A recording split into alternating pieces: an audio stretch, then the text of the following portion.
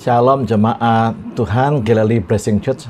Selamat hari Minggu dan beribadah kepada Tuhan kita ya. Sampai hari ini kita masih terus berdoa dan berharap sama Tuhan. Jangan pernah berhenti untuk percaya akan setiap janji Tuhan pasti digenapi ya. Andalkan Tuhan senantiasa, karena diberkatilah orang yang mengandalkan Tuhan, yang menaruh harapnya sepenuh kepada Tuhan. Mari kita mulai ibadah kita ini dengan penuh ucapan syukur dan penuh iman kepada Tuhan bahwa janji Tuhan pasti digenapi dalam hidup kita. Kita berdoa sama-sama yuk.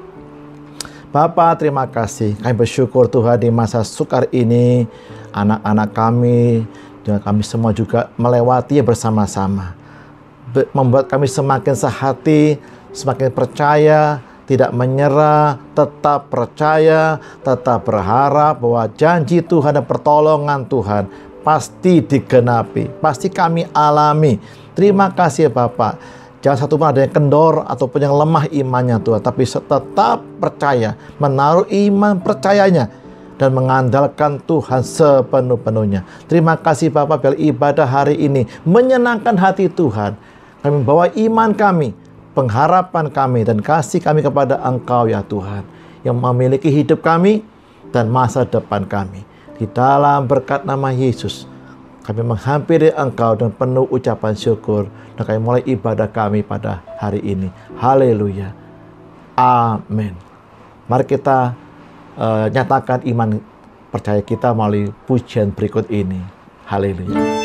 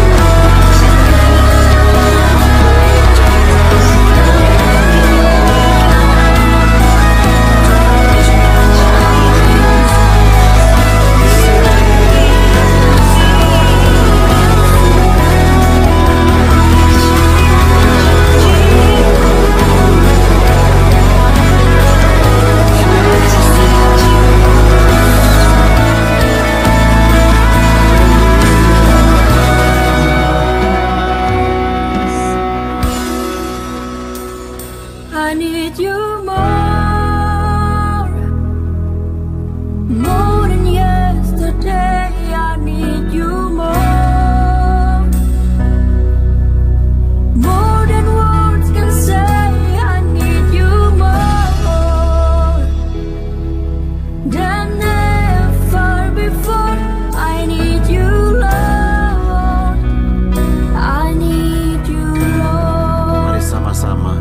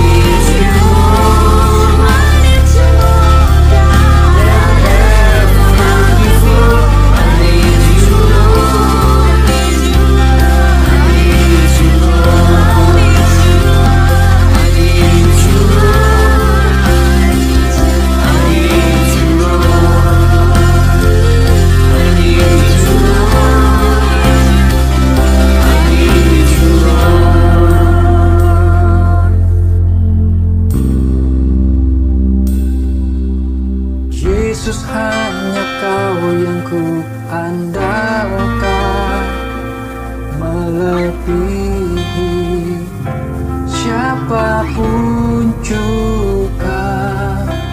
Yesus, hanya Kau yang ku percaya di setiap waktu.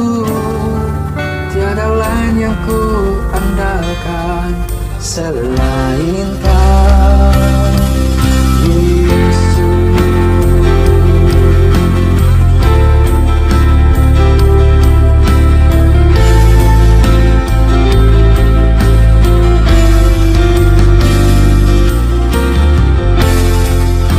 Amin, haleluya. Mari kita pujikan lagu ini bersama-sama. Ku perlu Engkau, Yesus. Ku perlu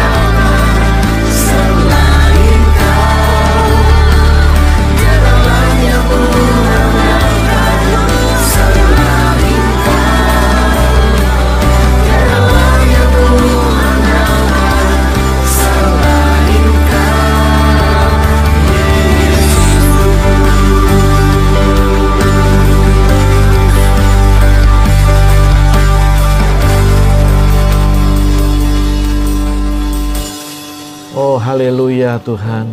Sungguh benar ya Tuhan. Kami membutuhkan Engkau melebihi apapun yang lain. Kami butuh Engkau melebihi keuangan kami. Kami butuh Engkau melebihi segala obat apapun juga. Kami butuh Engkau karena Engkau yang memegang nafas hidup kami.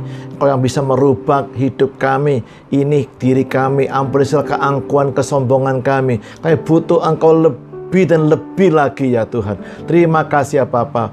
Terima kasih Bapa. Berfirmanlah saat ini Bapa bagi setiap kami. Berfirmanlah ya Tuhan. Bangun iman yang lemah Bapa. Selalu cukup anugerah Tuhan untuk kami semuanya. Mampu melewati hari-hari kami sesukar apapun di dalam Engkau ya Bapa. Di dalam berkat nama Yesus kami terima firman-Mu dan penuh ucapan syukur, penuh iman dan penuh harap. Kami mengasihi Engkau, kami mengasihi firman-Mu juga Bapa. Dalam berkat nama Yesus kami bersyukur. Haleluya. Amin. Puji nama Tuhan. Shalom jemaat Tuhan Galilee Blessing Church dimanapun Anda berada. Hari-hari ini banyak orang yang bertanya kepada saya, apa yang harus kita lakukan melewati hari-hari yang sangat berbahaya ini, yang semakin hari semakin kelam, dan kelihatannya situasi seperti ini akan berlangsung dalam waktu yang cukup lama. Dan jawaban saya adalah jangan berkecil hati, jangan menyerah, tetap percaya dan berharap kepada Tuhan. Ingatlah bahwa Tuhan selalu ada menyertai kita, dan akhirnya selalu andalkan perlindungan dan pimpinan Tuhan dalam hidup kita. Saya tahu jawaban saya ini terdengar klise dan kemungkinan besar belum memuaskan mereka. Karena banyak orang lebih suka mendengar jawaban atau khotbah tentang hidup yang berkelimpahan. Semuanya lancar. Apapun yang didoakan atau diminta kepada Tuhan, dikabulkan Tuhan persis seperti yang Dia minta. Sayangnya sedikit yang mau belajar bagaimana cara dan tahapan-tahapannya supaya dapat hidup dipercayai Tuhan dengan berkat-berkat-Nya yang melimpah. Mari kita lihat urutannya dalam blueprint awal mula penciptaan manusia. Kejadian 1 ayat yang ke-26 hingga 28 ya. Berfirmanlah Allah, baiklah kita menjadikan manusia menurut gambar dan rupa kita, supaya mereka berkuasa atas ikan-ikan di laut, dan burung-burung di udara, dan atas ternak, dan atas seluruh bumi, dan atas segala binatang melata yang merayap di bumi. Ayat 27, maka Allah menciptakan manusia itu menurut gambarnya. Menurut gambar Allah diciptakannya dia, laki-laki dan perempuan diciptakannya mereka. Gambar dan rupa itu adalah karakter, icon atau ikon yang diwakilinya. Seperti misalnya gambar karakter Mickey Mouse, tikus Mickey.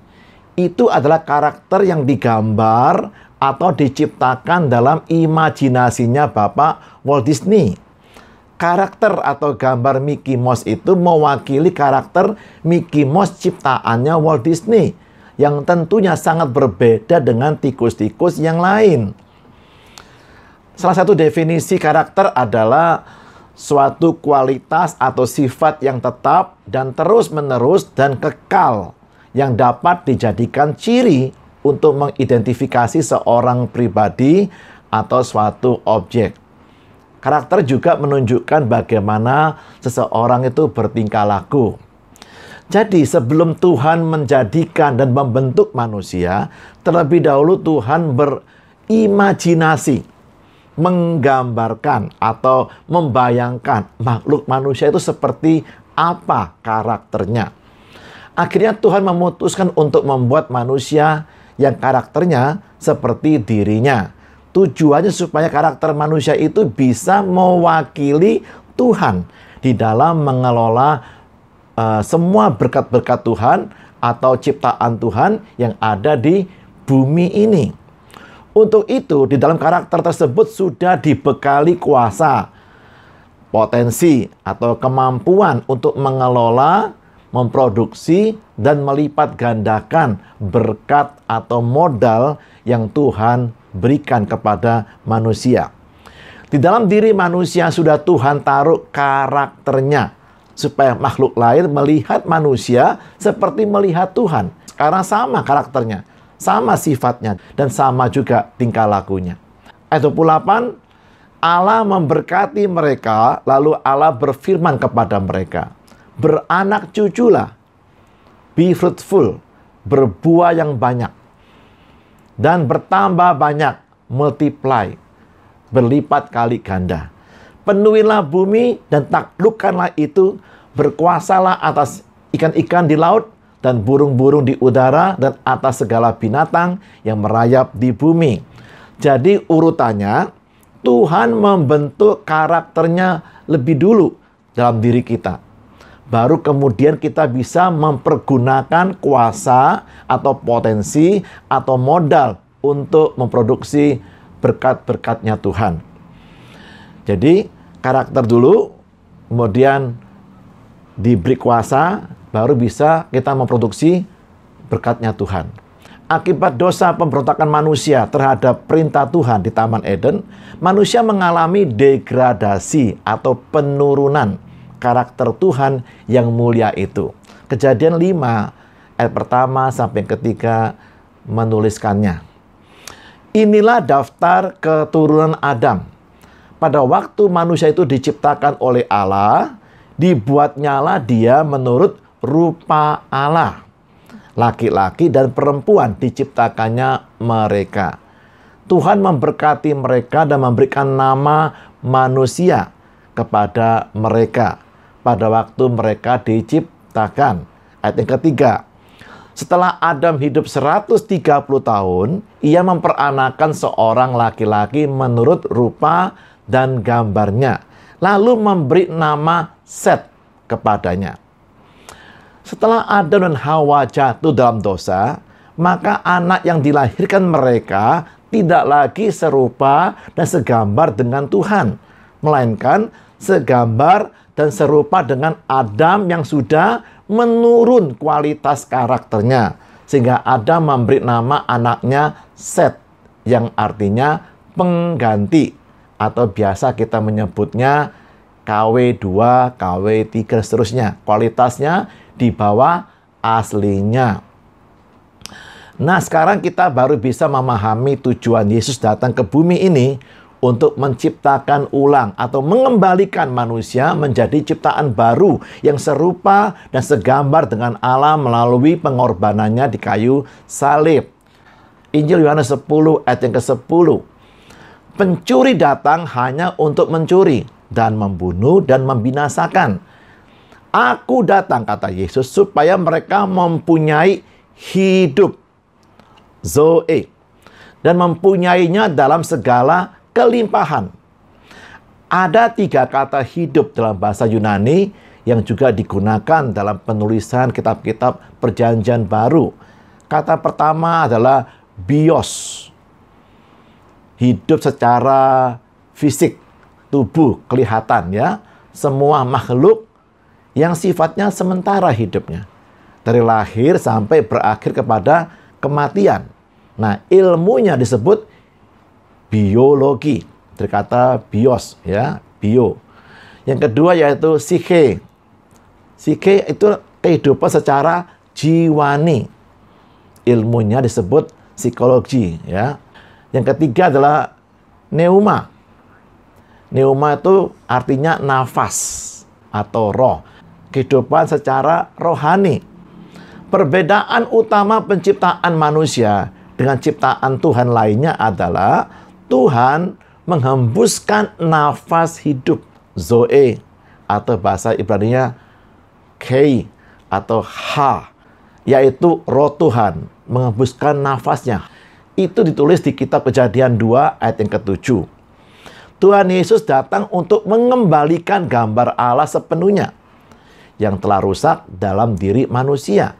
Kualitas hidup yang benar-benar sempurna dan utuh atau berkelimpahan. Hidup yang sesungguhnya seperti di awal mula Tuhan menciptakan manusia. Gambar Allah yang sepenuhnya dapat kita lihat di dalam diri Yesus Kristus. Paulus menulis di dalam surat 2 Korintus 4 ayat yang keempat, Kristus adalah gambaran Allah. Luar biasa. Kolose 1 ayat 15, Kristus adalah gambar Allah yang tidak kelihatan. Bahkan di Ibrani 1 ayat yang ketiga ditulis, Kristus adalah cahaya kemuliaan Allah dan gambar wujud Allah itu sendiri. Amin, haleluya. Serupa dengan Kristus artinya perubahan karakter menjadi serupa dengan karakter Kristus. Seperti pada saat penciptaan mula-mula manusia, maka kita pun juga harus dilahirkan kembali dari hembusan nafas hidup Roh Tuhan. Lahir kembali dari Roh, dipenuhi Roh Kudus, didiami Roh Kudus, dipimpin oleh Roh Kudus menjadi ciptaan atau manusia baru dalam Kristus Yesus. Suatu hidup yang mengeluarkan buah karakter Tuhan secara luar biasa limpahnya atau berkelimpahan buahnya. Lebat sekali buah-buah karakter Tuhan yang dimunculkan dari hidup kita. Inilah makna dari hidup yang berkelimpahan yang diberikan oleh Kristus Yesus. 1 Korintus 3 ayat 19 berikutnya. Atau tidak tahukah kamu bahwa tubuhmu, tubuh fisik kita ini adalah bait Roh Kudus, rumah kediaman Roh Kudus yang diam di dalam kamu. Roh Kudus yang kamu peroleh dari Allah dan bahwa kamu bukan milik kamu sendiri. Sehingga orang-orang yang sudah dilahirkan baru oleh Roh dan didiami oleh Roh, maka hidupnya akan memunculkan, menghasilkan buah Roh pula. Dari buahnya kita mengenal pohonnya. Menurut Paulus, buah Roh itu memiliki 9 sifat atau karakteristik. Seperti yang Paulus tulis di suratnya kepada jemaat Galatia. Galatia 5 ayat 22 dan 23. Tetapi buah Roh ialah kasih, sukacita, damai sejahtera, kesabaran, kemurahan, kebaikan, kesetiaan, kelemah lembutan, penguasaan diri. Tidak ada hukum yang menentang hal-hal itu. Saat ini saya akan mengajak jemaat sekalian untuk belajar mengenal salah satu sifat atau karakteristik buah Roh, yaitu kesabaran. Di suratnya yang lain, Paulus mencoba menjelaskan definisi kasih atau agape dalam 4 ayat dari 1 Korintus 13, di mana di dalamnya ada 2 kata sabar yang menjelaskan definisi karakter kesabaran. Kita mulai dari yang pertama, 1 Korintus 13 ayat yang keempat. Kasih itu sabar. Bahasa Inggrisnya, love is a long suffering. Tahan menderita untuk waktu yang lama. Itu sabar. Kalau kita benar-benar mengasihi seseorang, kita akan tahan menderita hidup bersamanya. Dalam bahasa Yunaninya, kata sabar di ayat 4 ini adalah makrotumeo. Makro artinya besar, panjang, atau lama ya untuk waktu ya. Tumos artinya angry, marah, amarah. Jadi ini artinya sabar terhadap orang yang suka marah-marah. Jadi arti pertama dari kesabaran adalah makrotumeo, sabar terhadap orang lain, ya. Sedangkan di yang kedua arti sabar ada di ayat yang ke-7. 1 Korintus 13 ayat yang ke-7. Kasih itu sabar menanggung segala sesuatu. Endurance atau endurance. Bahasa Inggrisnya memiliki daya tahan yang kuat. Itu sabar artinya. Kata sabar di ayat yang ke-7 dalam bahasa aslinya adalah hupomeno. Hupomeno artinya sabar terhadap situasi atau kondisi yang ada atau sedang dialaminya. Jadi arti kedua sabar adalah hupomeno, sabar terhadap situasi atau kondisi yang buruk. Tadi pertama, sabar terhadap orangnya, orang lain. Yang kedua ini sabar terhadap situasi, ya, kondisi yang buruk. Tetap bertahan, punya daya tahan yang kuat. Banyak orang Kristen mempunyai pengertian yang kurang utuh atau tepat mengenai kasih ini. Misalnya, begitu kita percaya dan mengasihi Tuhan, maka kita mengira Tuhan akan memberkati hidup kita dengan situasi, keadaan yang sangat baik. Tanpa ada masalah, tanpa mengalami penderitaan, dan dilingkungi oleh orang-orang yang baik dan yang mengasihi kita. Coba kita perhatikan apa kata Alkitab di surat Paulus di Filipi 1 ayat yang ke-29. Filipi 1 ayat yang ke-29. Sebab kepada kamu dikaruniakan bukan saja untuk percaya kepada Kristus, melainkan juga untuk menderita untuk Dia. Karunia menderita untuk Kristus. Saya yakin kita semua percaya bahwa Tuhan selalu mengaruniakan sesuatu untuk kebaikan kita. Dan itu dilakukannya karena kasih-Nya kepada kita. Termasuk juga karunia menderita untuk Tuhan ini. Amin.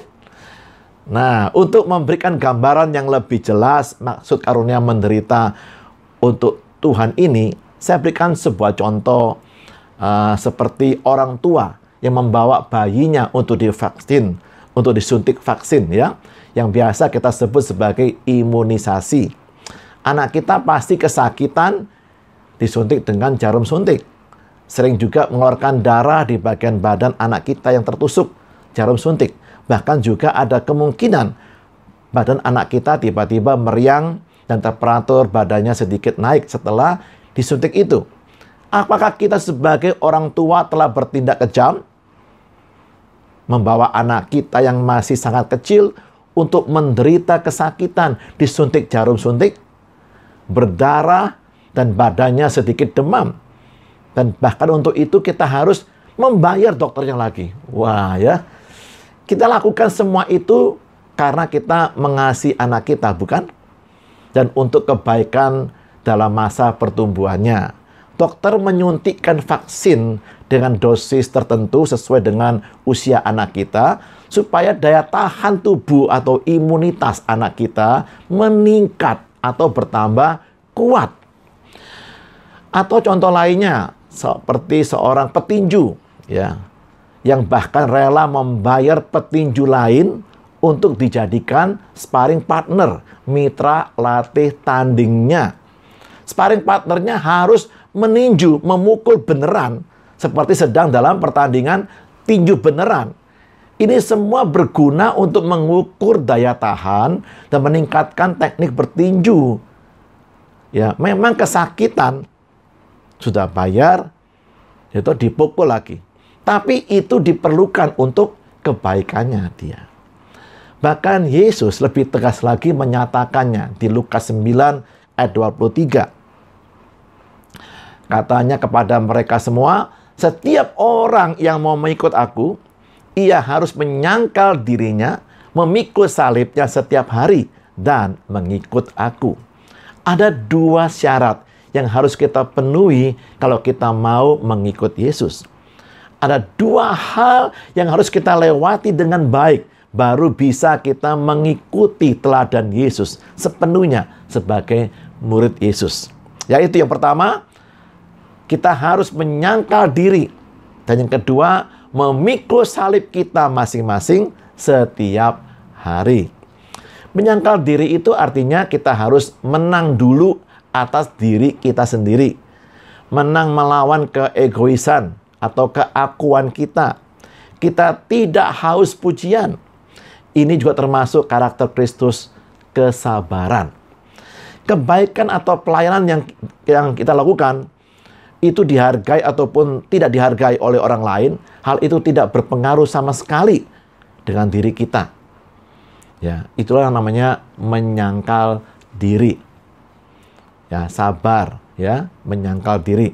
Yang kedua adalah memikul salib kita masing-masing setiap hari. Salib itu dibuat atau diberikan oleh orang lain. Kita memikul atau menanggung penderitaan karena perbuatan orang lain kepada kita.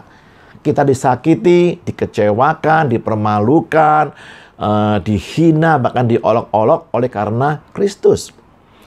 Dapat diumpamakan seperti kertas gosok atau amplas ya, yang dipakai untuk meratakan atau menghaluskan suatu permukaan.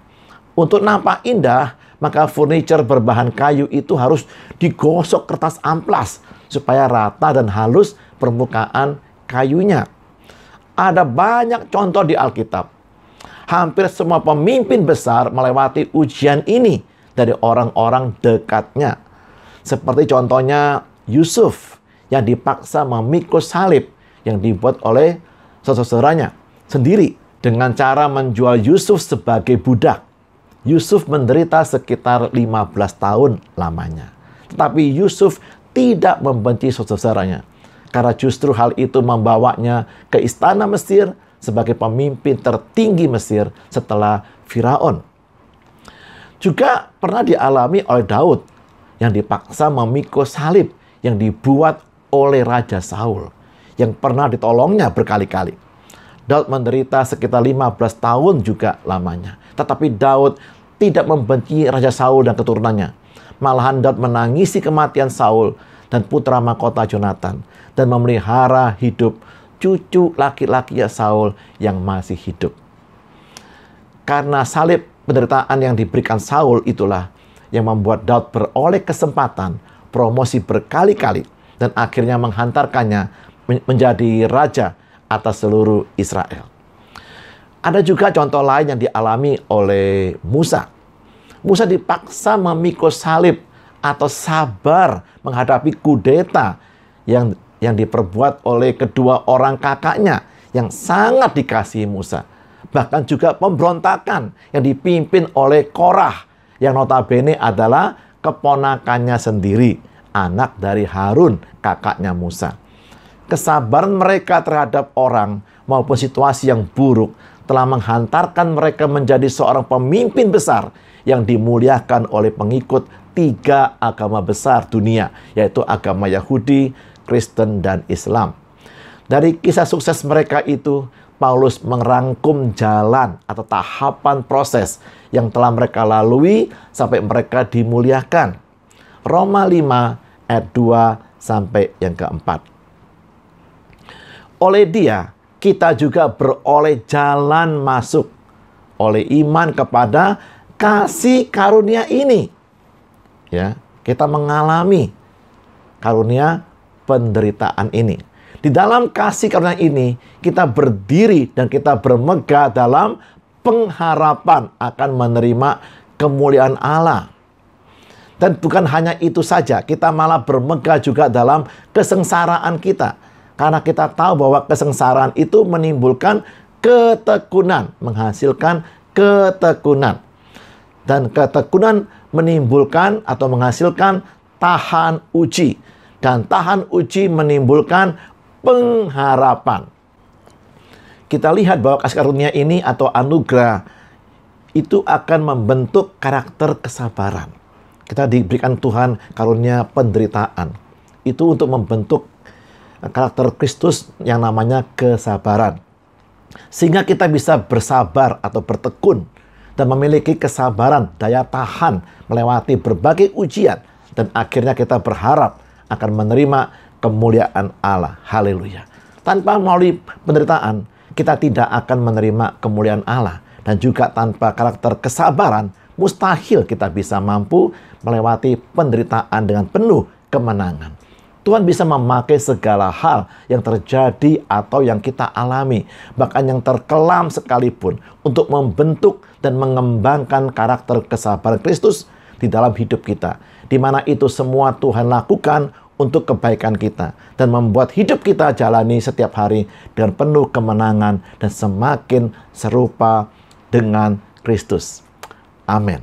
Mari kita berdoa merenungkan firman Tuhan yang telah kita terima dan mulai bersyukur meyakini bahwa kesukaran dan penderitaan hidup yang kita alami ini dapat dipakai Tuhan untuk mengembangkan karakter kesabaran Kristus yang akan memberi kita kemenangan demi kemenangan dan membawa kita ke tingkat kemuliaan yang semakin besar. Haleluya. Kita berdoa bersama-sama. Terima kasih firman-Mu ya Bapa, yang membangun iman kami Tuhan. Justru di masa suka seperti inilah karakter Kristus muncul, terbentuk dalam hidup kami, yaitu kesabaran-Mu dan ketekunan-Mu daya tahan-Mu untuk menderita, itu Kau beri kepada kami juga. Terima kasih, bersyukur kami boleh menikmati anugerah penderitaan bersama dengan Engkau ya Tuhan. Karena selalu ada pengharapan akan kemuliaan Tuhan setelah itu Bapa. Kami bersyukur ada kemenangan. Kami mampu melewatinya bersama dengan anugerah Tuhan yang menemani kami, yang menyertai kami, yang memberi kami kemampuan, kekuatan di dalam nama Yesus. Terima kasih ya Bapa, terima kasih Bapa. Contoh yang paling sempurna yaitu karya Kristus di kayu salib yang mati menebus dosa kami. Engkau menghadapi kehinaan, Engkau menghadapi penderitaan secara fisik, jasmani, secara jiwani. Engkau dianiaya begitu rupa, tapi Engkau memberi contoh yang terbaik karena Engkau mengasihi kami. Agape itu membuat kami mampu untuk menanggung segala kesulitan hidup, penderitaan karena nama Kristus. Terima kasih ya Bapa. Beri kami Tuhan, bentuk kami terus serupa dengan Engkau. Karakter kesabaran, karakter ketekunan, daya tahan, uji di dalam nama Yesus. Terima kasih ya Bapa, terima kasih. Kami minta ampun kepada Engkau ya Bapa untuk setiap kelemahan kami, gampang menyerah, gampang bersungut-sungut. Kuduskan bibir, mulut kami, hati kami di dalam nama Yesus. Melalui kami bersekutu dengan tubuh dan darah-Mu Yesus. Terima kasih Bapa, ampuni kami. Biar darah Yesus menyucikan kami semuanya. Kami terima berkat ini dengan penuh ucapan syukur. Kami sambut tubuh dan darah-Mu Yesus. Haleluya. Amin. Puji Tuhan Bapak sekalian. Mari kita siapkan roti atau makanan sejenis seperti biskuit misalnya. Sudah, kita angkat tinggi-tinggi bersama-sama. Kita bersekutu dengan tubuh Kristus. Haleluya. Anugerah penderitaannya yang memberi kita pengharapan akan kemuliaannya, yang membuat kita tahan uji, tahan menderita, panjang sabar. Haleluya. Terima kasih Tuhan. Dengar firman Tuhan sebelum kita makan bersama-sama. Pada malam waktu Yesus hendak diserahkan, Ia mengambil roti, mengucap syukur dan berkata, inilah tubuhku, katanya. Dipecah-pecahkan bagi kamu sekalian, diserahkan bagi kamu sekalian. Haleluya. Yesus tubuhnya menderita supaya kita semua diberkati oleh Tuhan. Haleluya. Supaya kita pun juga bisa menanggung, haleluya, bersama dengan Tuhan melewati hari-hari kita sesukar apapun. Apakah semua percaya bahwa roti yang kita angkat tinggi bersama-sama ini berupa titik kontak kita bersekutu dengan tubuh Kristus? Amin. Dalam nama Yesus kita makan sama-sama dengan percaya sambil kita ingat korban Yesus di kayu salib. Mari.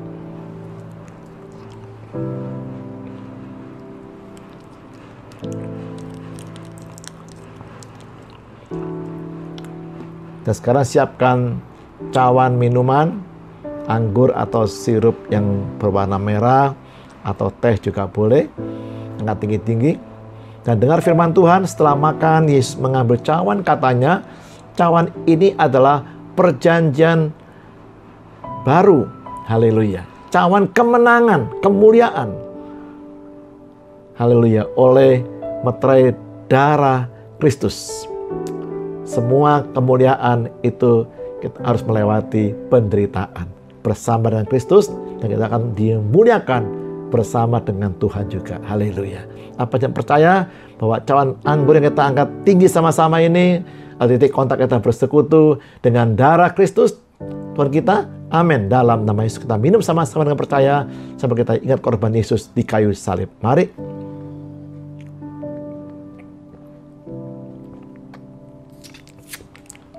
Oh haleluya, terima kasih ya Tuhan. Kami menderita bersama dengan Tuhan, dan kami akan dimuliakan juga bersama dengan Tuhan. Ada pengharapan akan kemuliaan, kemenangan, keberhasilan. Haleluya, di dalam Engkau Yesus Tuhan. Kami bersyukur dalam nama Yesus. Haleluya. Amin. Puji nama Tuhan Bapak sekalian. Kita beribadah kepada Tuhan kita tidak hanya membawa korban pujian syukur melalui bibir mulut kita, tetapi juga mengembalikan bagian milik Tuhan ke rumah perbendaharaan Tuhan, yaitu gerejanya, sesuai dengan penyalurannya seperti rekening yang tertera di bawah ini. Ada rekening untuk persepuluhan dan syukur. Ada rekening untuk misi dan diakonia, membantu panti asuhan kita, membantu juga uang SPP anak-anak sekolah, serta sembako bagi beberapa keluarga yang membutuhkannya. Saya persilakan, mari kita mengakhiri ibadah kita ini dengan menaikkan pujian pengagungan kepada Tuhan yang memang layak menerimanya. Haleluya.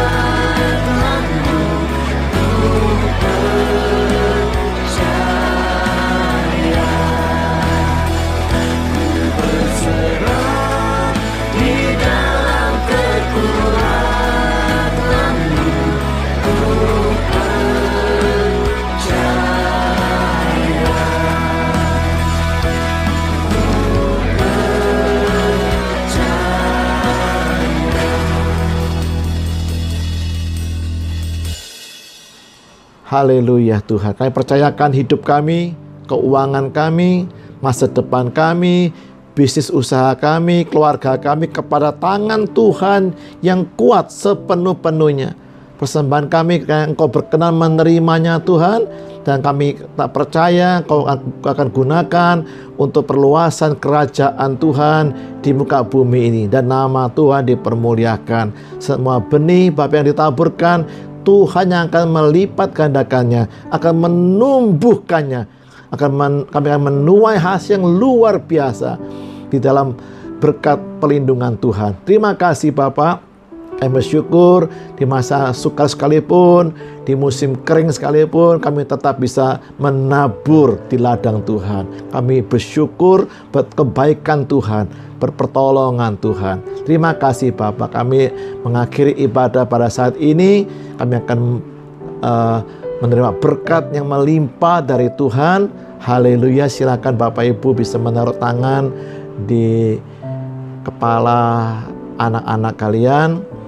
Taruh berkat di kepala orang benar dan ucapkan janji Allah ini kepada mereka semuanya. Tuhan memberkati engkau dan selalu melindungi setiap langkah hidupmu, selalu menyinari engkau dengan wajahnya, memberi engkau kasih karunia, anugerah, kekuatannya Tuhan. Haleluya. Tuhan menghadapkan wajah kepadamu dan memberi engkau damai sejahtera, hidupmu penuh damai dan sejahtera berkelimpahan. Di dalam nama Tuhan Yesus Kristus memberkati engkau hari ini sampai selama-lamanya. Berkat ini dimeteraikan dalam nama Bapa dan Putra dan Roh Kudus, memimpin engkau dalam seluruh kebenaran Tuhan, memberkati umurmu, kesehatanmu, usaha pekerjaanmu dan keluargamu, dan masa depanmu. Di dalam berkat nama Tuhan Yesus Kristus memeteraikan janji ini sah menjadi milikmu dan anak cucumu semuanya diberkati Tuhan. Haleluya. Amin. Luar biasa, puji nama Tuhan. Kiranya Tuhan Yesus selalu menyertai, memberkati, melindungi kita semuanya dan seisi rumah kita melewati hari-hari yang sangat berbahaya ini dan hari-hari yang sangat sukar ini bersama dengan Tuhan dan dalam hadirat-Nya. Haleluya. Amin.